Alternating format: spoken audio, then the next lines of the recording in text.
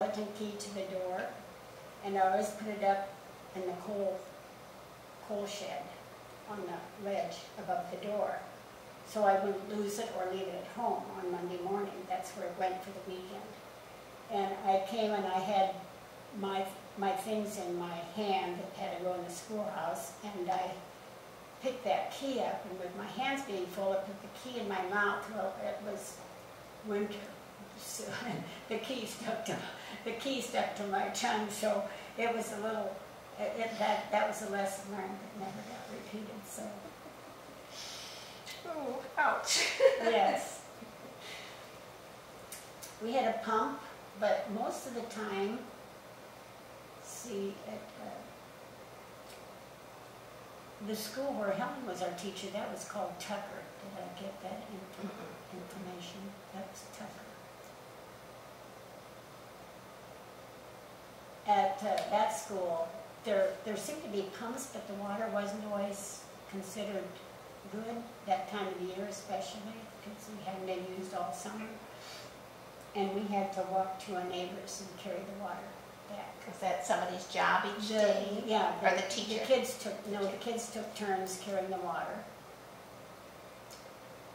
And the farmer that lived there was very nice. We went through his orchard. He'd allow us to have an apple on the way through if we wanted one. And Green Valley also. I think I must have had to haul water for the school.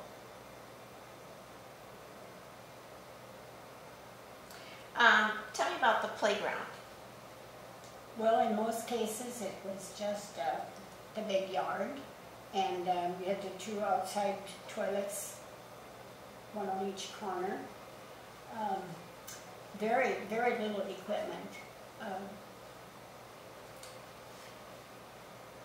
The one in Durant had a merry-go-round. I think that was the first merry-go-round that I had on my playground, was at that school.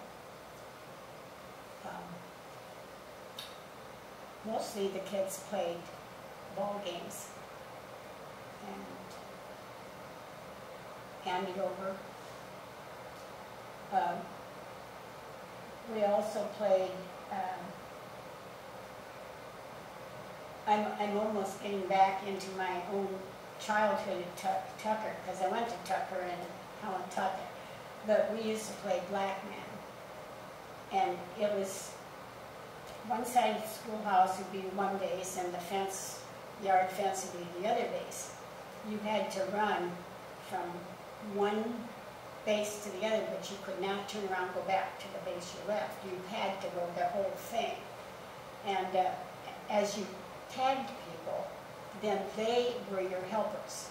That made them able to tag people also. And it went until everybody was caught. Everybody was caught.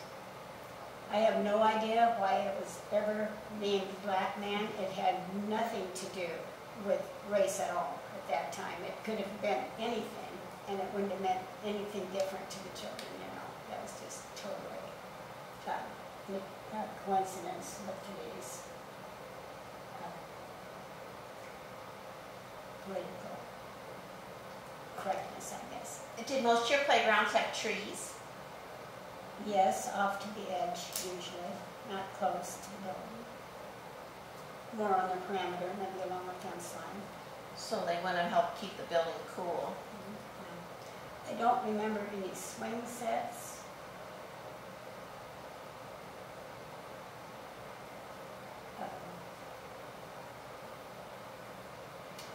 Like I say, it was basically playing ball, handy over, Black Man. I always went out for recess with my classes. I never sent them out without me. I was always part of the gang on the playground, but when we went back in, it was all business again. And the kids always enjoyed that, I think. If they were choosing up sides to have a ball game, they'd like to be lucky enough to choose first, and you get the teacher on their side. We also at that time did something which was a little unusual. We did some intramural was like on a Friday afternoon, we'd have some parents load up some of the kids. Maybe a couple parents would do that and would take us to another school, and we'd play their team. And their school would be just like ours. You'd be using the ones probably from 3rd grade up to be on your team, up to your 7th or 8th graders. But both teams would be the same. But we used to do that just for something that the kids really look forward to, to go. Did you have flagpoles? Yes. Always? I have a report here on one of my things. It says, have you made it a regular practice to display the flag each day when the weather was favorable? And the answer, it says, if not, state your reason. It said no flagpole. Oh. So that was Green Valley. Okay. Yeah. What tasks did you do before the children arrived? Well, if there was any snow to be scooped off the porch, you probably did that. I think most of the janitorial work you had done before you went home the evening before, so it wouldn't be that type of work. Maybe putting some announcements on the board. I think usually your supervision of the students came whenever they started arriving, and they could arrive anytime. They didn't come by bus, so they just came walking, and you were on duty when they got there. So I just can't think of too many duties that I had to perform. When did your... Go ahead. Except, have the fire going and things like that. When did your school day begin? In most cases, I think officially 8 o'clock, but I was usually there before that, till 4. Now this would have been early on, the first years. But then the students usually have a longer lunch hour too, which is probably at least 45 minutes, if not an hour for lunch. And that would include eating and yes. Recess. Yeah. We've already talked about the classrooms, and you mentioned in one of them you had the double desk. Was that just the one building? Just the one. Any record players, Victrolas? Oh yes, every school I was in I think had a record player. Pianos? No. Any sand tables ever? Yes, I did have a sand table in Liberty Township. That was the only sand table I think that we had in the classroom. Were there always enough desks? Yes. And always a chalkboard. And supplies, you talked about buying supplies with the money raised at Christmas time. What supplies were furnished? Anything? I think the toilet tissue was furnished, and paper towels, probably some paper towels. Chalk. The erasers at the chalkboard.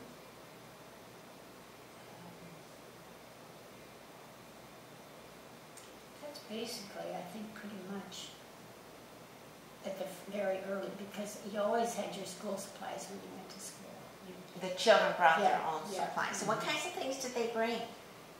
Well, they probably bought paste, not blue paste. The eating kind? Yeah, that's spearmint covered flavored. Books. And where did they buy their books? Well, usually, and as I recall, like at Wellman or wherever, North English, we might go to, it wouldn't be necessarily just a bookstore. It seemed like some other retail store handled books. Sometimes hardware, sometimes Well, more of a general. I'd say a general store. But I know we just didn't go to bookstores, but they did used bookstores, and then used books, and you could take yours in there and they'd give you something for the mark. So they brought their own pencils, Pencils, ink. Did you have the erasers. ink wells? I don't think we got into that too much. But if we did, I would say we had to furnish our own. I don't think we had to do too much writing with pen and ink in the country school too much. So once the students are there, how did you begin your day? Well, probably made some announcements if there was any to be made, and of course you greeted them. And sometimes if somebody was just bursting to tell you something that happened, we had a little bit of sharing time. Probably said the pledge to the flag first thing. A little sharing time, and I think that probably was pretty much it. Because once they got their instructions for what they were to do that day, but in the country school, the children usually knew that ahead of time because of their schedule. They knew that they would get a math lesson today, and it was going to be due not tomorrow, but maybe 2 days from now, and they had that time. Would you say they had a lot of homework then, or were they able to do most of it at school? I think most of it was done at school. I had parents ask about homework some at times, even for first graders, and I told them that I felt that when my students came to school, I had high expectations for their day, and they produced it, and I felt that they should be free to go home and play and not have more work loaded on them, because I said they've done a day's work when they come home. And did a lot of them have work to do at home anyway? Oh yes, yeah, the farm kids did. How did you structure the day's lessons? Well, you know, I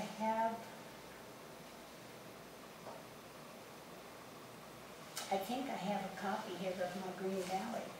Oh my. My Green Valley schedule.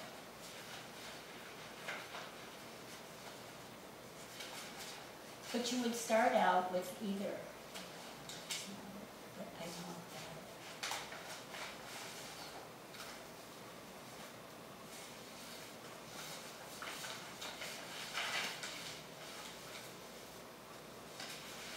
Well, you often put some groups together.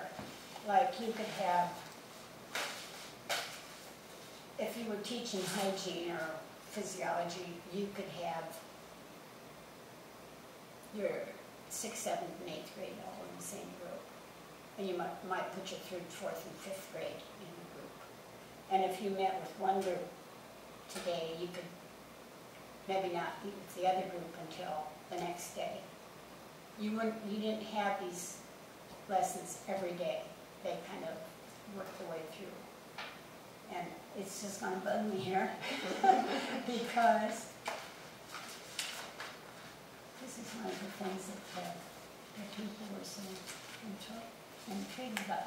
I used to go to school and I'd think, what do those teachers in town do all day with one class? And they, in turn, says, what did you do in the country with all those kids? And I found out when I got into the city, we just had one class. You were just as busy with them all day as you were with all 8 grades in the country school.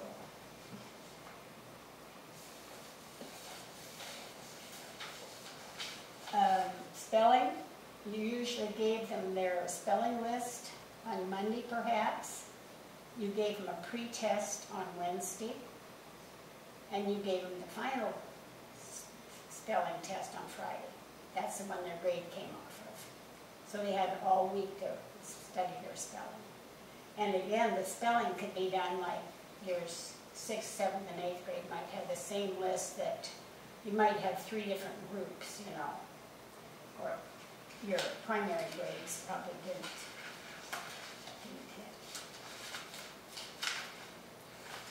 let's see, math is something that I think was probably done sort of in,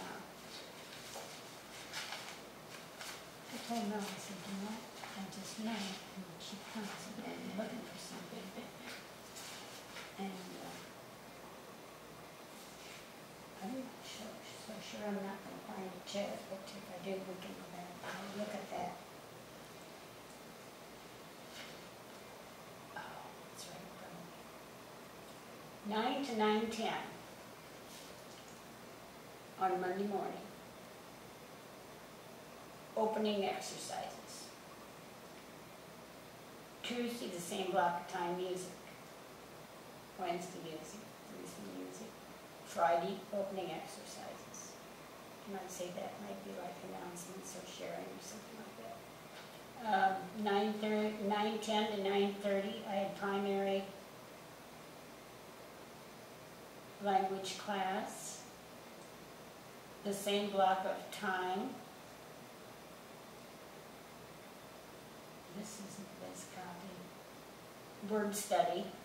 That's probably studying their spelling. Then I have a block of time here from 9:30 to 9:50, third grade arithmetic. And that went every day. From 9:50 to 9.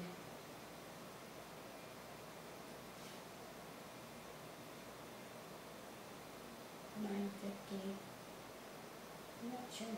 This is fourth grade arithmetic. But the next day, fourth grade had history in that block of time.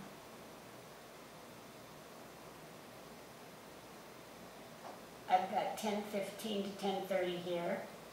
That's a 15 block of time. Seventh grade arithmetic on Monday. That same block of time on Tuesday was a history lesson. Wednesday it was arithmetic again. And Thursday it was history. And Friday was arithmetic. So there were 3 days for arithmetic and 2 days for 2 hours, or 2 blocks for history. And then 10:30 to 10:40 was probably, it says physical education, followed by recess. And I'm sure that overlapped. And then I had at 10:45 after recess, I had primary reading every day. Was the same. 11 to 11:15 first grade reading, and that was daily. 11:15 to 11:30 was third grade reading every day. 11:45 to must be 12. Seventh grade reading on Monday, 7th grade hygiene on Tuesday, 7th grade reading on Wednesday, 7th grade hygiene on Thursday, and 7th grade reading on Friday. And then we had a noon period. 1 to 1:15 was primary reading, and that was daily. So see, put together here, they got two blocks, morning and afternoon, for the primary grades reading. 1:15, I can't make the time there, but the next block of time went to the first grade daily for reading, followed by on Wednesday the third grade get the first block of time, third grade language. And the second block of time went to third grade geography, third grade language, third grade geography, and third grade language. So they had 2 geography and 3 language. 1:45 to 2 o'clock in the afternoon, 6th grade language. Next day geography, next day language, next day geography, and the next day language. And that's as far as my copy goes. Now you could coordinate those, like the hygiene lessons, physiology. You could put the language easily together if they're studying about correct usage or something like that. You could easily, put your groups together. But I everybody survived. When you talk about primary, are you talking about kindergarten? Well, pretty much, I think. But in most cases, I don't think they had kindergarten at first. They started with first grade. When I started school, I started as a first grader. So I'm not sure where they worked in kindergarten worked into it. Did you have a recitation bench? Yes, I did. I did at Green Valley, and I think that was a pretty common thing. I think for most of my schools was a recitation bench.